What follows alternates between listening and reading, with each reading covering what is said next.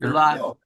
And with that said, I'd like to little bit about DebtLink. As if you haven't been there, go to debtlink.com. It's free. It's the best resource in our industry to find a service partner to just investigate. We've been referred to in a number of ways, all very positive. A 24-hour, 365 trade show booth or trade show, so you can walk down the proverbial digital aisle and investigate and check out. We've been referred to as the Yelp of our industry. It's a great place to go check out reviews of our subscribers. A great way if you're a subscriber to use to help increase engagement. So visit debtlink.com. It's free. If you're interested in being on, we'd love to talk to you about that as well. With that said, I'd like to introduce my partner in business, Chris Runcie. I always have to have, anyway. My partner in business, Chris Runcie. And Chris, I'd like you to if you could, introduce some of our folks. Absolutely. Thanks everyone for joining us. Thank you to our panelists. This is the second in a six-part series sponsored by our friends at Cedric, where we are exploring ways that you can leverage AI for strategic excellence in accounts receivable management. We've got today we're going to be focusing on ways to enhance agent performance with real-time coaching. If you were with us last month, we talked about different ways that AI is transforming compliance monitoring in today's market. And so with that, I want to introduce our speakers today. Once again, we have Chris Von Ewan from Cedric joining us. Chris is a senior account exec, and I'm going to turn things over to him after we introduce our other panelists to give a little introduction to today's discussion. Next up, we have Melanie Frizzell, the Senior Director of Training at Revco Solutions, and Michael Olin, the Training Manager from National Credit Adjusters. All right, Chris, I want to turn things over to you. Those of you who joined us last time will remember Chris. Chris, tell us a little bit about yourself and Cedric. Right. Definitely appreciate y'all for having us on. So Cedric, what we are is a performance and compliance platform. So we are monitoring all of your agents' interactions in real time, being able to catch those compliance violations before they turn into a violation. And then from a post-call perspective, giving you full visibility across all of your conversations, digital, AI, and voice, and being able to score all that against your scorecards for all your reporting with full agent training and remediation. Quickly about myself, been in the industry for over 4 years. Absolutely love working with agencies, fintechs, debt buyers, etc. And I lead sales for the U.S. ARM segment of Cedric. Awesome. Thank you, Chris. Next up, Melanie, please tell us a little bit about yourself and about Revco Solutions. Yes, hello. Thank you for having me. So Revco Solutions, I've actually am serving as the Senior Director of Training and Development for Revco. We love what we do in Revco cycle management and serving our clients. And I love what I do because I get to make people better. Whether that means they're in the agent chair or a leader in our company, we never stop growing. We never stop developing. As our CEO says, if you stop growing, you're dying. So we are always growing over here. And that's where my passion is watching people go from what they thought they couldn't do to being amazing at it. And that's what we kind of have our mentality around everyone that walks in the door, virtually or in person. Awesome. Awesome. Beautiful. Welcome. Thank you. And last but not least, Mike, please tell us a little bit about yourself and about National Credit Adjusters. Thank you, Chris. I appreciate everybody having me on. Again, my name is Mike Olin. I'm the training manager over at National Credit Adjusters. We're a third-party debt collection company based out of Hutchinson, Kansas. We also have some offshore in Jamaica as well. I've been in the collection industry over 20 years, 14 with National Credit Adjusters. Feel very thankful for that. Really love the people that I work with. And I kind of wanted to take a step back and just say, this industry, I'm really proud to be a part of this industry. I started as a 20-something, not really knowing what I wanted to do, and a job turned into a career for me. It literally has put food on my table the last 20 years. So definitely owe a lot to the credit industry, debt collection industry. And again, my job is to work with our account managers, get the most out of them, support them, and to continue pushing to better the company. So really appreciate Awesome. you guys. I'm humbled to be on here. Thank you. Awesome. Thank you. That was wonderful. Thank you. All right. With that, Mr. Von Ewan, I'm going to turn it over to you to lay some groundwork for us. Yeah, definitely. So with around agent performance, with Cedric working with a variety of agencies, some of the biggest challenges that we're seeing is being able to coach the agents across the board, right? I mean, it's hard, especially with a remote team or just distributed team, but also managers and trainers have a lot on their plate. So we're seeing an ongoing challenge of needing to leverage AI to help out with some of the pieces. So that way, trainers can focus on kind of the key aspects of that human conversation. And we're also seeing a lot more demanding customers. Let's just call it what it is. They want the agents to be, empathetic, nice, follow all the policies, read everything verbatim, don't mess up the payment schedules, plans, etc. And it's overwhelming. So utilizing AI can help kind of take down all those extra pieces that are getting added on and enable the agent to, focus on creating that connection with that consumer, focus on getting them into, whatever kind of arrangements make the most sense and keep the conversation moving. And I think lastly, with the rise of AI, people are just looking for ways to leverage it. And one of the ways that they want to leverage that is how to kind of enhance their agents, right? It's used a lot in the back office with like post-call speech analytics, and now we're seeing it more in the actual interactions with those particular customers. So I think that gives us a really good, landscape of talking about all the different ways it can be leveraged in a real-time capability. Yeah, that's great. That's great. Any Mike or Melanie, anything to add before we pause to do one of our polls? I would just say kind of like Chris had said, consumer expectations have definitely improved or definitely changed over time. When I first started collecting, it used to be, the consumer knew they owed a debt, they needed to pay it back. Now with social media, with YouTube, I mean, a lot of people are very educated on collections and the industry much more than they used to be. So we really have to be on our toes, and different AI tools can definitely help us do that. Absolutely. I'm looking forward to hearing more as well because we've got to grow with the times.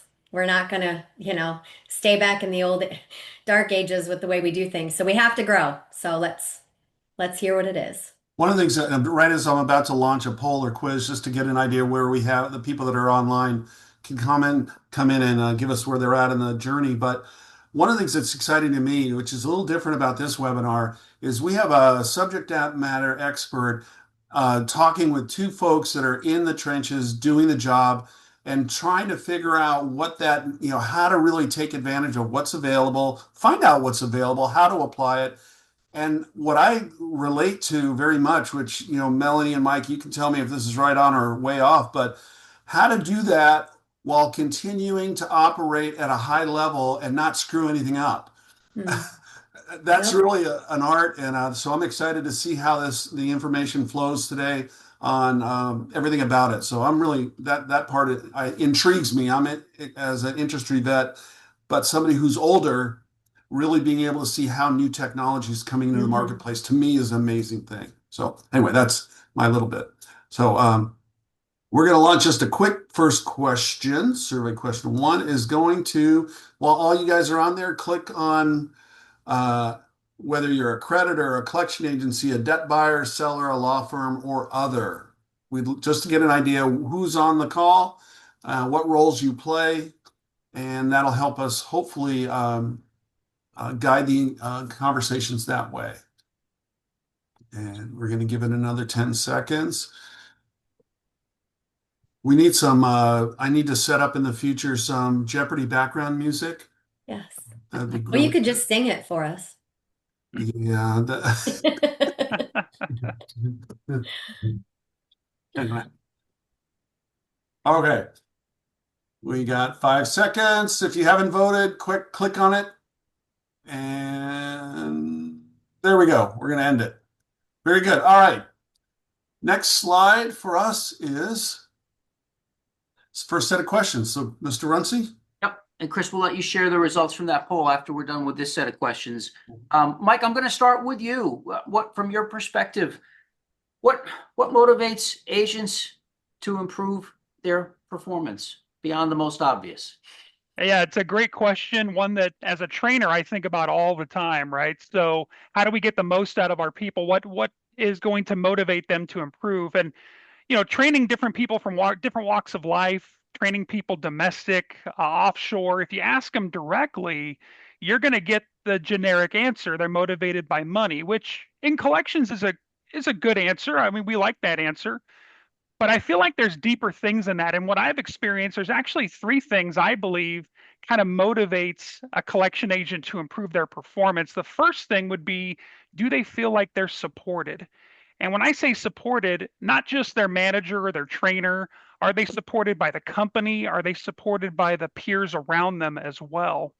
And support can also be in the form of things like tools, AI products that we have to help support them. Our account managers use a lot of different tools, makes their jobs way easier. And those things can help them feel supported throughout their day-to-day work as well. Secondly, they want to enjoy their job. If you don't enjoy your job, eventually you're not going to want to do it. Nobody wakes up in the morning in collections and is happy to get hung up on 100 times a day or more, right? That's just not something you're looking forward to. So, we look for ways to find the little victories throughout the day, reminding them that, hey, you're helping people, you're getting them out of debt, you have a noble cause when it comes to what we're doing, and finding those little things that can keep their job enjoyable so it doesn't become just a drag and then they want to leave and you have turnover. Lastly, the one that's biggest for me, this is what gets me fired up, is competition, right? I'm very competitive. And so we do a lot of things when it comes to sharing stats, KPIs, metrics, things like that to show account managers where they're at. And then every time you show metrics, somebody's at the top, somebody's at the bottom. If you're at the bottom, that's not a great feeling. So I think competition, healthy competitiveness can be a really big motivating factor as well, and can help, collection agents want to improve over time also. Yeah, that's probably a quality that you look for in a good collector is coming in, right? If they're coming in cold, Definitely. being Definitely. competitive. Yeah. Yep. Yeah, I wouldn't have thought of that. That's very interesting. All right, Melanie, next up.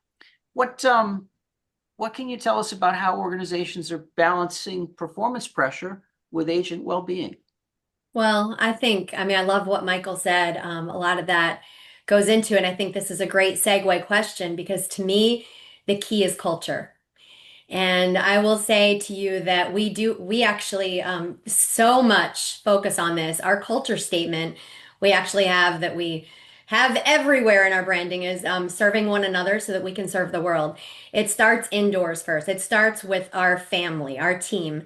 And we believe that if we focus on people as just making them want to be better people in general, they're going to be better people all the way around. At home, even, we want them to be better husbands, better wives, better children, better parents, better friends, and also better coworkers. So we feel like when you really invest in the culture, when you give people a place and a space where they, like Michael said, can want to come and not just want to be there, but love to be there. Love to do a good job because they want to work hard for each other and not just because, yeah, the bonuses are nice. The games are nice. Don't get me wrong. We're all motivated by money. That's why we're working. But culture is really a huge key to it. And we can't focus on that enough. I know that we're pretty proud of in the last 5 years, we've actually won Best Places to Work in collections, and that we're super proud of that achievement, but mostly because all of our employees are surveyed and a third party does all of the results, and we don't have anything to do with finagling any of that. And so we love that means our people have awarded us that, and that means more to us than anything. We also do one way that we make sure, like, how do you know? Do people like being here? Do they like what they do? How are they feeling about the pressure of performance? How are they doing well-being wise? We actually, in the first 90 days of someone being with us, we survey them either in a conversation or in a survey through email, where we 5 times at 7 days, 14, 30, 60, and 90, we will do these touch points where we ask them questions about everything from their experience to how they feel to the support they're getting to what we can do better. And we take those suggestions and we've implemented a lot of that. We also have a suggestion that's open all the time on our main portal, Fire, which is feeding into Revco's evolution. And it's what are ways that you think we could do better or be better or go that extra mile? And so we're always open to employee feedback. And I think that helps with, again, the key point of culture. When people feel heard and seen, they want to do better. So it goes hand in hand with performance. Yeah, that's a great response. Mike, the last question we've got up here before we sort of launch into a bunch of different categories. We've touched on it already, but what role does this coaching play in sort of reducing turnover in the high pressure collection environment? Yeah, it's a huge factor. It's a huge role that coaching plays. You know, I've known companies, I've been at companies where it's kind of a sink or swim mentality. You know, you go through some training and then you're out on the floor and you're kind of just on your own to kind of make or not make it. And it kind of gets back to what I said earlier is account managers want to feel supported. So at my company, National Credit Adjusters, as a management team, we definitely have kind of a philosophy where we work for our account managers. Yes, I'm a trainer. Yes, we have managers, but we really work for them.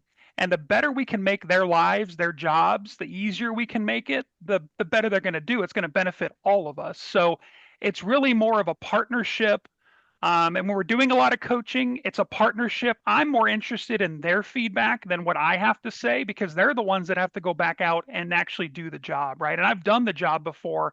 I always keep that in the back of my mind, what that's like being on the phone day to day, going through calls can be very high stress, very stressful. But I definitely want to get that buy-in from our account managers. And I feel like having that partnership really helps in that process. And coaching is a big part of it for sure. Yeah, no, that's a great answer. Great answer. Excellent. So quick update of our poll. We had a little over 40% of our attendees are collection agencies, 30% are debt buyers, and 30% are other. I haven't figured out what the other is. So there you go. Thanks, Murph. All right, Mr. Von Ewen, we're going to put you on the spot now. Sure. Can you tell us what makes real-time coaching different from traditional post-call reviews? Yeah, certainly. So when we think about real-time coaching, this is happening as that call is actually occurring, right? So as the agent is speaking with the debtor, and for us, we have like a real-time call guide. So this is going to help that agent, stay on script. It's always one of the challenges, right? Especially with new agents. How do we get them on script? How to make sure they're saying like the particular pieces verbatim, like the recording disclosure, mini Miranda. Let's make sure they did the 2-factor RPC and not 1-factor because we require 2. So the difference there is being able to catch that as the call is actually happening versus post-call, which is everything's already said and done, the call's done, the recording got generated, and we're just kind of reporting after the fact, right? So real time is that ability to impact that conversation before maybe that debtor made up their mind that they're not going to pay this debt because they have 5 other ones and the agent was rude or took too long to answer a question. We're able to help them maybe overcome some of those objections or be able to get that information a little bit quicker so they didn't put someone on hold for 5 minutes because we have a very short attention span and most people aren't that patient. And so the main difference is how do I impact a call as it's happening? That's real time versus post call, which is reporting on what already happened. And now we have to come up with a remediation plan if we might have missed something. Yeah, that's If anybody who hasn't seen his product got a demo, you need to watch it because that's the part that blew me away. Scary. It's really cool, but scary, if I'm being honest. So, yeah. Anyway. Well, I'll go to the next piece on some examples. I think to what Rusty was just mentioning. So like real coaching strategies is our product, if you miss part of your script, let's just say it's a recording disclosure, that will flash red in real time to the agent that like, hey, I missed something. Let me go back and correct that so it doesn't become a violation because I forgot to do the recording disclosure. Then they hung up. Well, now it's a violation. Now we have to go through that training and remediation process. So there's a lot that can be captured in real time with AI to be able to help you understand you missed something or notify your manager that you need help. I mean, how many times is an agent trying to maybe like, chat their manager while have a conversation, while look through the system and try to get the information they need? It's very taxing at that point. So sometimes, the real-time product, when we're looking at it and that measurable impact, it is around being able to just be that extra helper for the agent, whether it's notifying a manager, pulling back a policy, or helping them, remember that they missed something that's a critical part of their call script and they could get penalized if they don't actually do that. Yeah. Yeah. And Melanie and Mike, you both were pretty candid with us that for both of you and your companies right now, I mean, this AI tool is something that you're looking at, thinking about how to implement. Can you maybe each comment on how you could see this playing a role in future coaching strategies to have a more measurable impact on your agents? Sure. Yeah, so the like I said to you, the minimal that we use it now. I mean, I love what you said, Chris Murphy, because AI, I think that is a great tagline for AI. It's cool, but it's pretty scary, or it's pretty cool, but it's kind of scary. I think that kind of goes along with where we're all at, because technology is going so fast, and a lot of us are just like, wait a minute, it does what? Like, we can't even comprehend the things that it can do. So when you dip your toe in, you're kind of like vetting it out slowly, because you want to make sure, is this, AI gonna, all of a sudden this machine's gonna tell the agent to do something completely out of whack, and everyone's kind of afraid to dive in. But like I said, we have to adjust and move, and there are certain things that we do, and we're able to see, oh, that kind of does maybe help the agent, like Chris was saying, remember to say that or go back and fix that.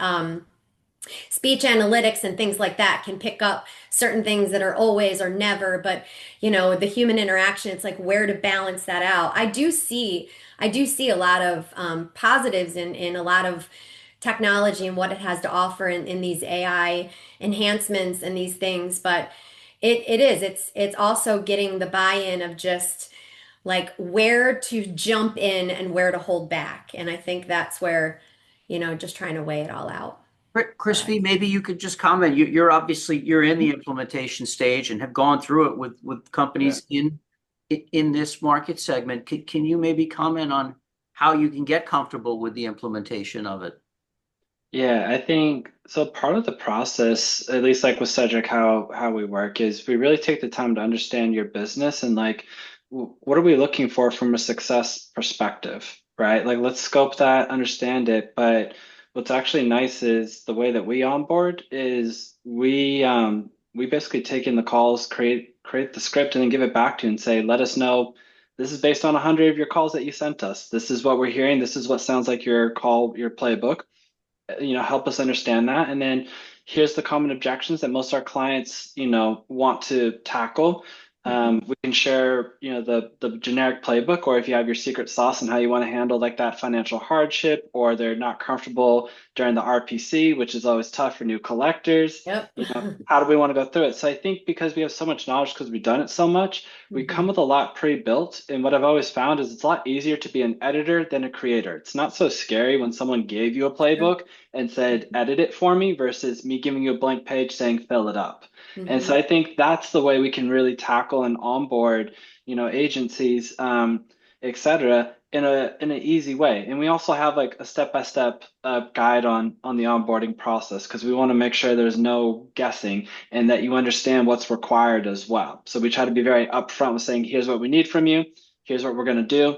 Here's that entire timeline. How does that sound? Yeah. And I think once we kind of can get through those pieces, it doesn't sound as scary. It sounds scary because it's a black box, kind of like what Melanie was referring to, right? And Rensu's referring to. It's a black box. So we illuminate that for you. We tell you what to expect. We tell you how it will go. And then usually it's like, oh, it's not half as bad. Like we actually stood up a customer from scratch to real time using with agents in about 6 to 8 weeks. They had to maybe put in 2 weeks worth of work. We did the rest of it. So it's like we understand that. It's like, oh, it's not 6 months. No, Right. we're talking weeks. One thing I I wanna- would add is Yeah, just please that, go ahead. I'm sorry, just that end user as well. Thinking about our account managers, I know specifically there are some people that don't like change, right? They just flat Mm, out don't like it. And when you talk AI, some people get really scared, right? They think their jobs are going away. They think mm, that robots are going to replace us, all that kind of stuff. So, as a trainer, my part of it is, implementing these things in a way that shows, hey, these are benefits to you. These are going to only enhance what you do. These are only going to make you more money as we implement them and make us more compliant at the same time, making the company healthier as well. So, that's Yeah, good. it's actually, I was going to talk about it on the last piece, like how to be supportive rather than punitive. mhm. Part of the way we do the rollout is what we call like power users. So there's usually 2 to 3, a little more tech savvy collectors, a little more open to change and things like that. So we'll get started with them because peer to peer is a lot more impactful than a vendor or trainers or management saying, here's the thing. It's a lot better like, hey, I tried out this new tool. I was able to reduce my wrap up in half and able to make the most money I've ever made in a week. Like, oh, what? Like, I want this tool. Like, you're able to go make more calls and you don't have to do as much headache with writing up notes. Like, great. I think it is very much how do you introduce it to the agents, right? How are we Mm, positioning this? Like, in like with Cedric, we're positioning it as a catalyst and an enabler. It's like no one likes writing up notes after every single call. So we have AI that can do that for you. How many times have you been frustrated because you got the RPC, but they hung up because you couldn't find the document to tell them what the payment was? We can use AI to calc it for you on the phone. Or how many times did you need your manager to help you, but you couldn't get them in time? We're notifying your manager. So when we kind of answer what's in it for me out the gate and show them how it's going to help them do their job and make more money and kind of do away with some of the stuff that they don't like to do, that really helps with that adoption. Plus, grabbing a couple of those power users and asking them to just share the candidate experiences with everyone else on the floor. Yeah. Interesting. Very cool. Did we cover how managing that kind of covers the how its coaching is perceived as supportive versus punitive, which I think is right up in uh, Melanie's world. Did we cover that one? Should I go to the next slide? I think we can bounce to the next slide. All right, there you go. I think you almost hit that. Yeah, Chris V, I had added you down for this, and I know we sometimes we sort of we go off on tangents. So you've addressed a good portion of this already. But any additional comments here about the role AI plays in enabling effective real-time coaching?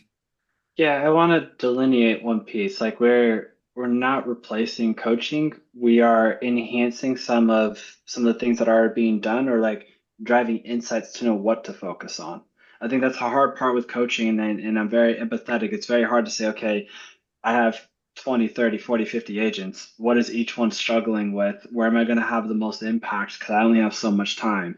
AI is going to do that heavy lifting to say, here's how every agent is performing. Here's where they need your touch. And then you can then focus on those key moments. So I like to share, like, that's how we're that companion, not only for the agents, but for trainers, managers, etc.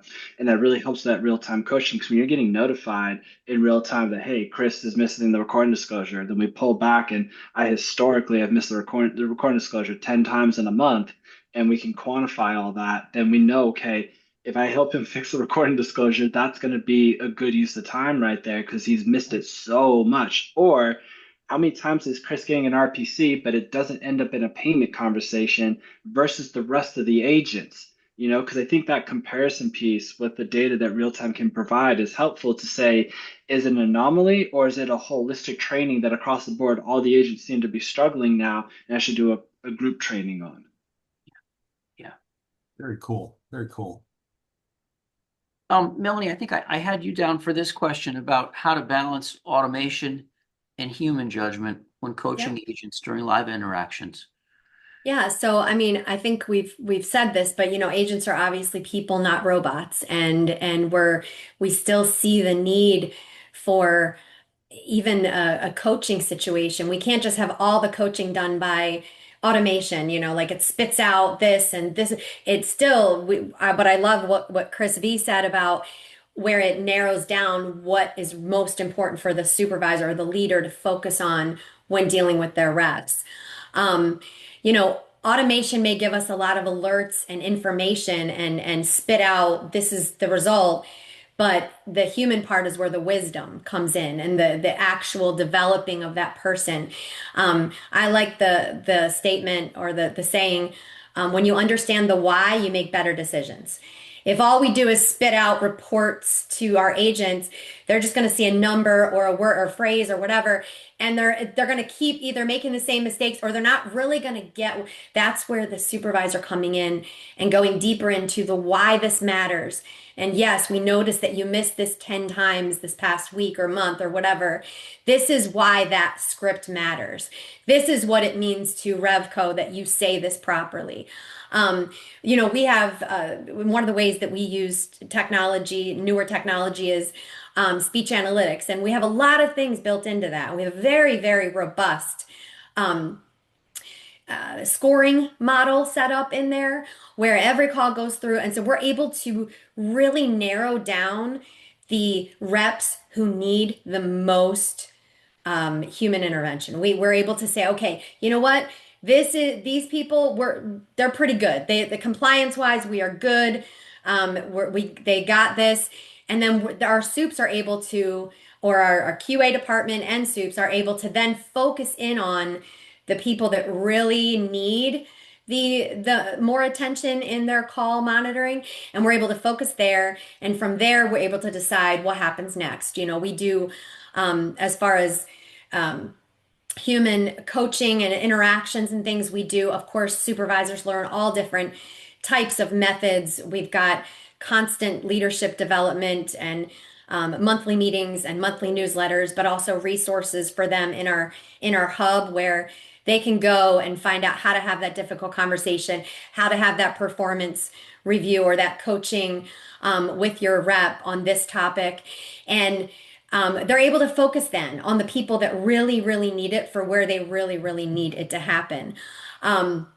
So I feel like there's definitely even if you use AI, you use some sort of technology to help you determine that, you can't get rid of the human piece, because maybe the AI told you this person had a rushed tone or a harsh tone, but it takes the person to listen to it to go, okay, this is what was going on there, or actually it's their accent that makes it sound rushed, or it's their, maybe the consumer was hard of hearing and that's why they hired the voice. So you've got to be able to find the kind of two pieces of the same coin. It's like a paradox of they can both be true at the same time, both be important. You just have to finagle where to use what. Yeah. Mike, anything to add? I'm just thinking from a training perspective, each individual being different, I'm trying to find out what's the way that they like to be trained or coached, right? Because everyone likes it a little differently, and Absolutely. Technology can definitely help us with this. Some account managers I have, they just like when I send them a call clip, they can review it themselves, they know what they did wrong, they can fix it, and they can move on. Others, they need that one-on-one time. Some people like me barging in on a call and assisting or helping. Some people, that would freak them out and they would hate that, right? So technology really over the last 5-10 years has really helped us develop different ways we can coach, and I can kind of tailor it to the account manager, thus getting their buy-in, thus maybe getting them further along than we would have before. Yeah.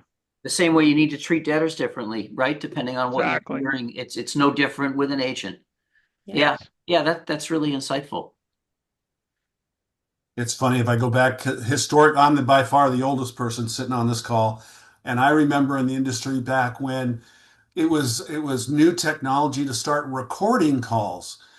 That was new Oh, wow. technology, and they couldn't do them all. They had to be really random because there wasn't a lot of memory. It took up a lot of space, and they couldn't do it. So it was a random call, and the agents were always like, "Did I get called? Did I get recorded, or who got recorded?"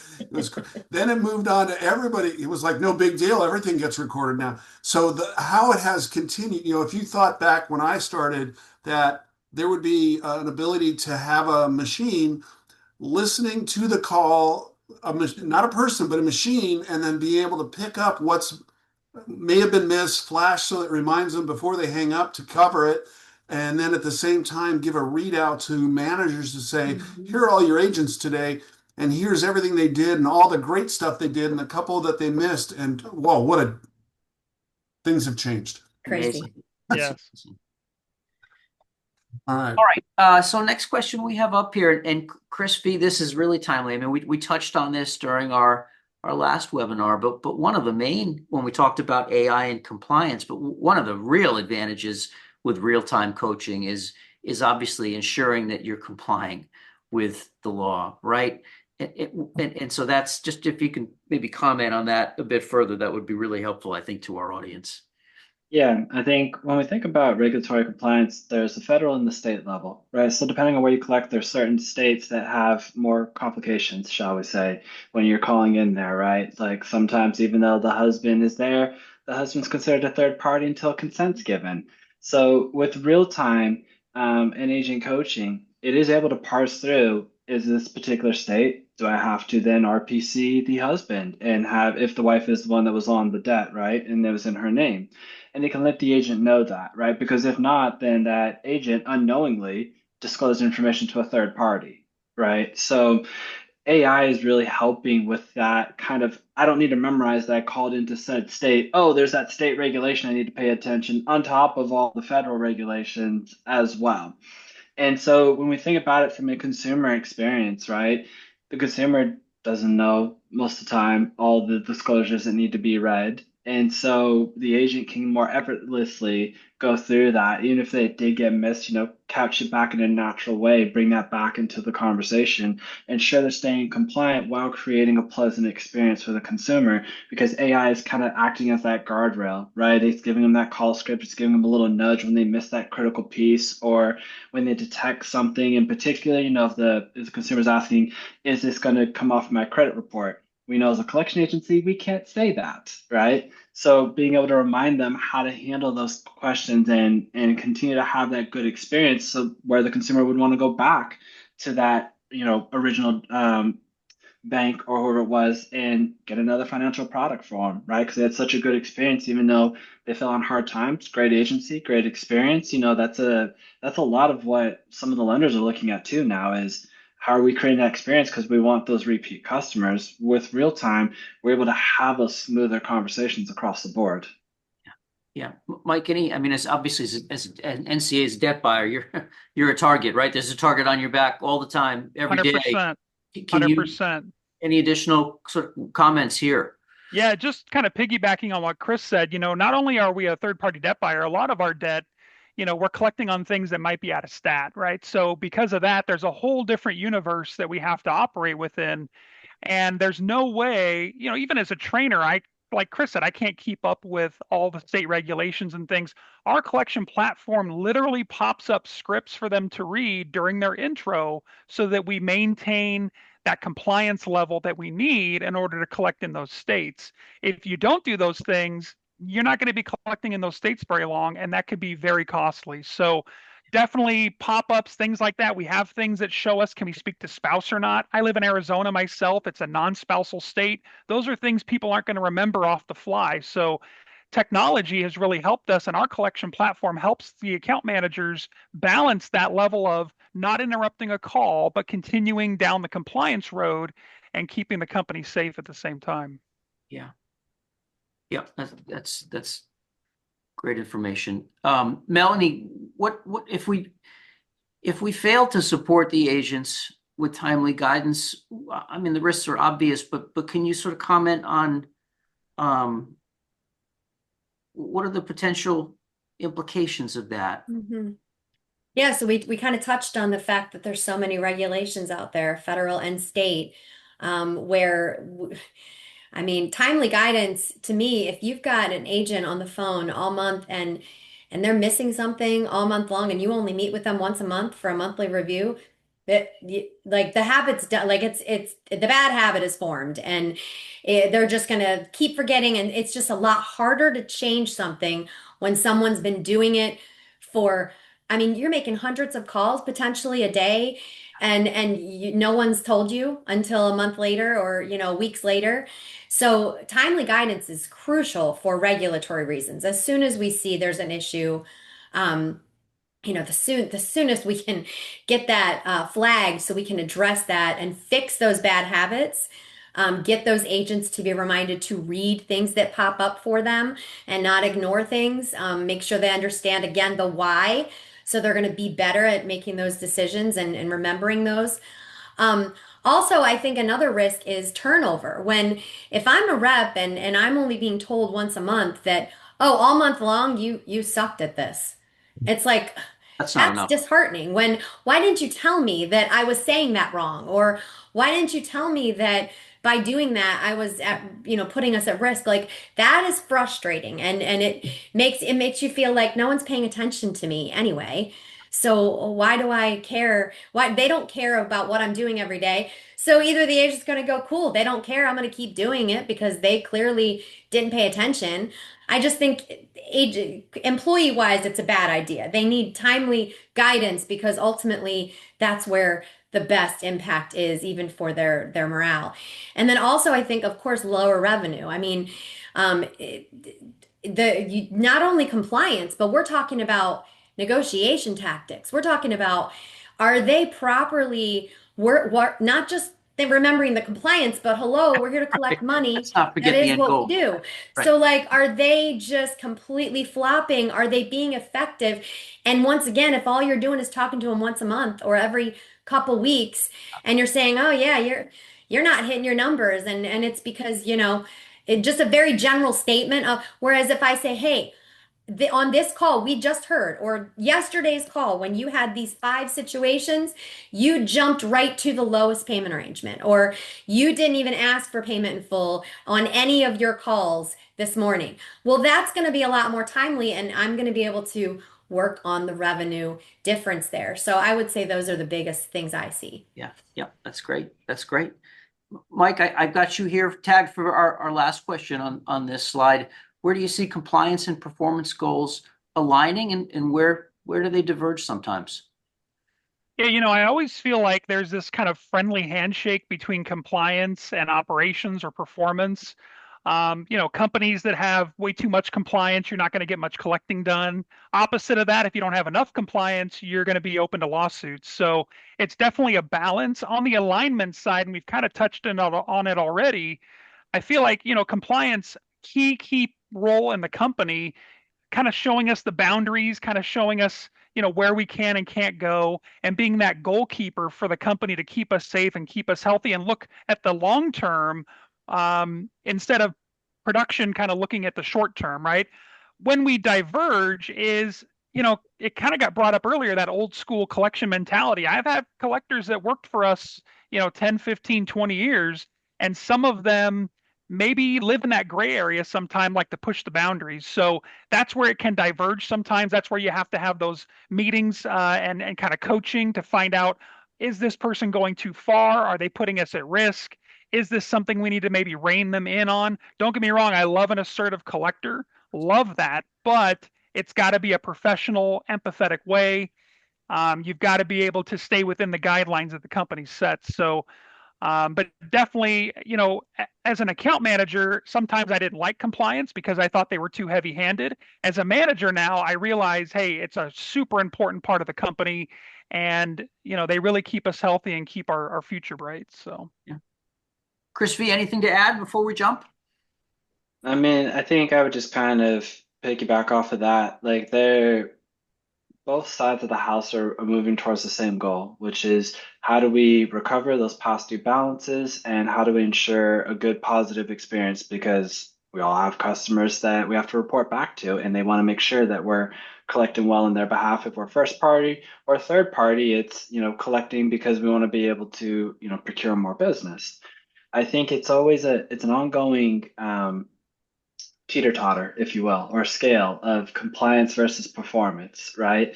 But I think as we're being able to bridge those kinds of departments more and show we can be compliant while still enabling performance, especially with like the use of AI, it's really opening up kind of some more interesting conversations between both sides. Because I work with both teams with every single agency. And when we're able to show, hey, here's how we can ensure you're compliant while your agents are still getting the performance that they need so you can ultimately meet the liquidation rates and goals that you need to make, right? Because we're for-profit companies, we're not nonprofit. But to Mike's point, we need to play within these particular areas because we go outside the areas, then the litigation is extremely expensive and painful. And so I really see kind of a more blending of taking down these silos and walls because we're able to share more data between the groups and show cause and effect and impact of things when we do well from a performance perspective or when we are, more compliant overall, to Mike's point, long-term performance is great. It's not just focusing on what I collect today, this week, or this month, or this quarter. It's how we're setting up our company for the long term to be successful so we can get more business, keep those clients that we've had for so many years, and maybe expand our services if that's what we're looking to do as an agency. Yeah, agree, 100%. Melanie, do you think that the availability of these real-time coaching tools is going to alter the skill set that the next generation of agents will need to succeed, or are they still the same? So, yeah, I mean, I think there's fundamental things. We always say the AAA agent, the attitude, the attendance, like be here, have a good attitude, and we can get you the adaptability, the adapting, the knowing the information, that stuff we can get you to learn. But I think more so, and I think it's funny, this next generation, if anything, they're going to be teaching us how to use the AI stuff.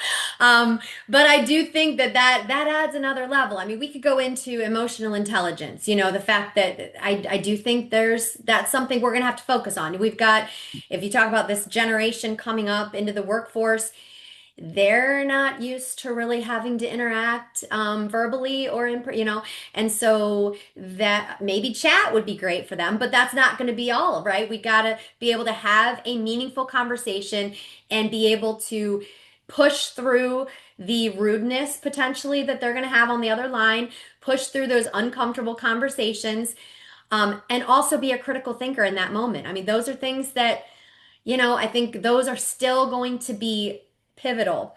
But the tech adaptability, that's something that I think is taking a whole nother, it's a whole other atmosphere when it comes to that.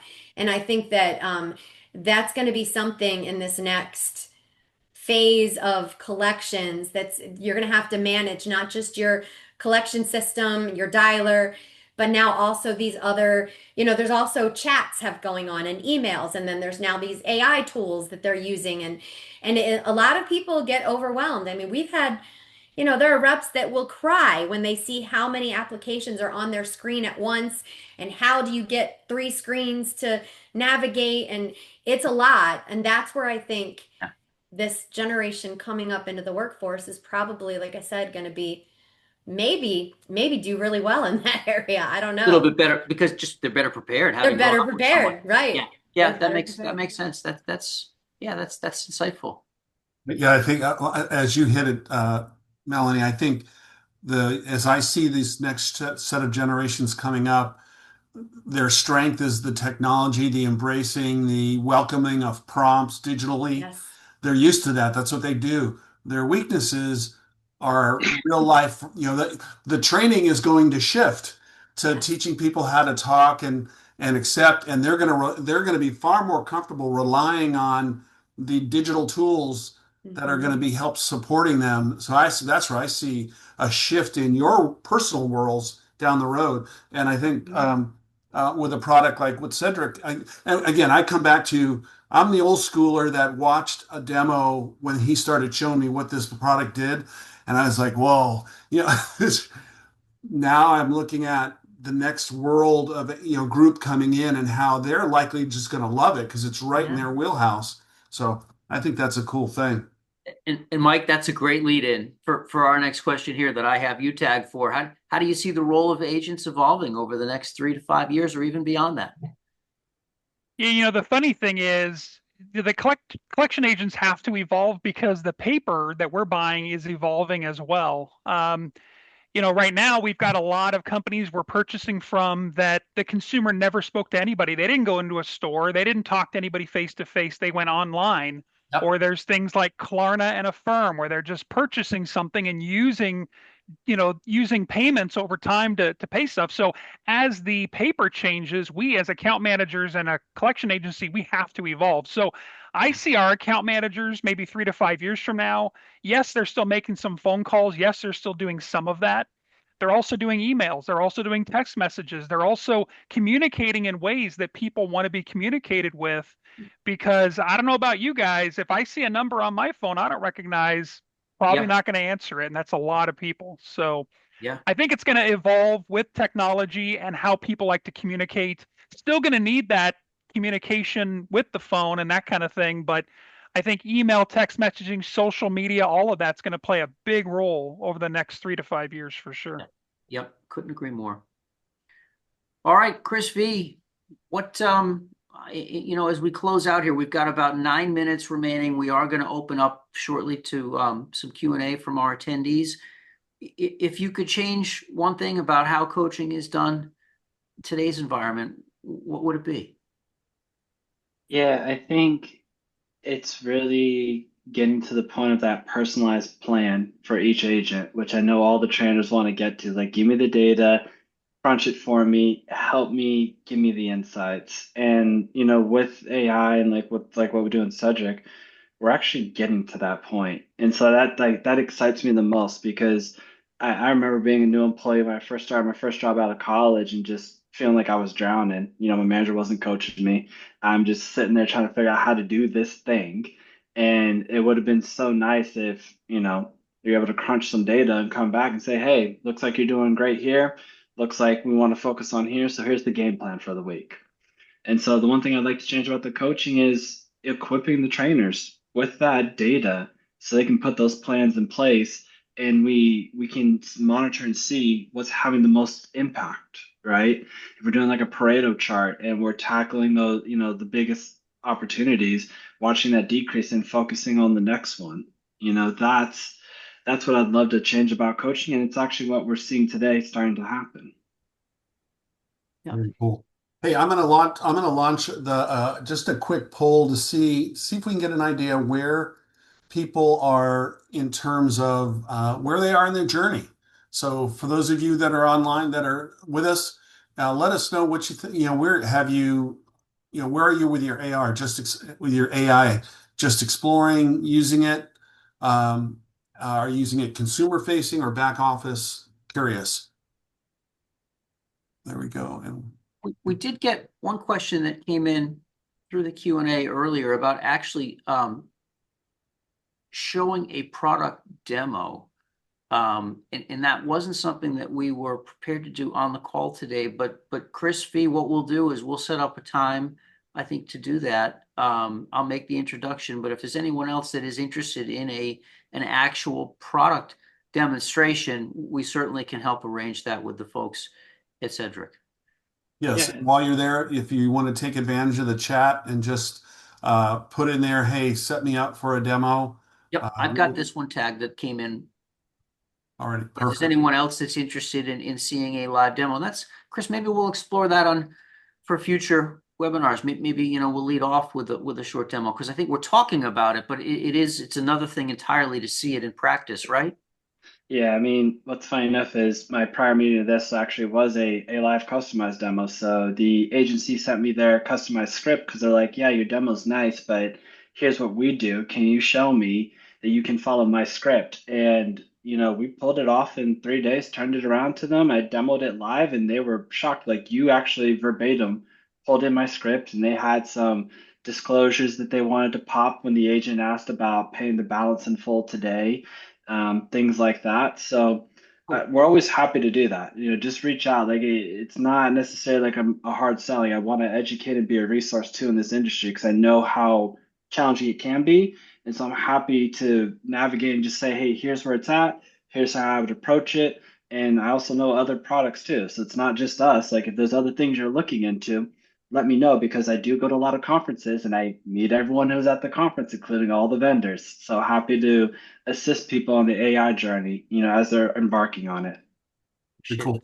So of our attendees, interesting enough, one is currently using it in a consumer-facing interaction. The rest are just exploring. So I'm glad this is hopefully giving you some great information relative to that journey and that exploration. As we talk about, and again, I know I'm beating the dead horse, but I love the fact that we have two folks here that are in the trenches. To me, that's incredibly valuable. Well, just a quick where people are going to be coming up. The DC DebtLink's going to be at DCS in New Orleans in a couple of weeks. So if you're going to be there, swing by, come by, say hello. I'll give you a duck. Cedric will be there as well. So both of us will be able to, and as he mentioned, and then we're looking forward to being at the Fall Forum later in the year. Melanie, where are you going to be anytime soon? No, I'm just kidding. You'll have to ask Steve. No, I'm kidding. Let me see. All right, so let me go. I got to stay on task. Chris, do you want to talk about what's coming? Sure. So we will be launching the third part in this discussion on October 15th. We will have a sign up link on our website shortly. And then we will look at, you can see we will be continuing the discussion over the course of the next several months. So hopefully, if you've enjoyed the discussion today, let your friends and colleagues know, and be sure to join us again on the 15th. And then lastly, I want to personally thank everybody that joined us today. There's a lot of time and effort that goes into putting these together. And Mike and Melanie, you guys were wonderful. Thank you for joining us. I hope that you enjoyed doing this. And Mike, for a first time, man, you did an awesome job. It was great. Loved it. You're a natural. Sure. Mike, Thank I you. take back everything I said about you earlier. I'm just I kidding. appreciate that. Yes. And Chris V, once again, it's always a pleasure. Thank you to you and to Cedric for putting together this entire series. We're very appreciative and we're happy to be able to educate the market, not just on your product, but on AI in general. I think it's a rising tide, right? We'll bring everybody up together. Yeah, definitely. Thank you. We will go ahead, Chris. I was just going to say everyone who's here today, everyone who registered, we will put a recording of this entire session on our website shortly. We will distribute a copy of the presentation deck to everybody that registered, and I will include contact information for all of our panelists and their LinkedIn profiles, so you can feel free to reach out to them directly with any questions. So thank you, everybody. Any other final closing comments? No, thanks so much for having me. Yeah, appreciate it. Thank you very much. Thanks, you guys. Have a great rest of your week and a great weekend. You too. You too. Okay, now.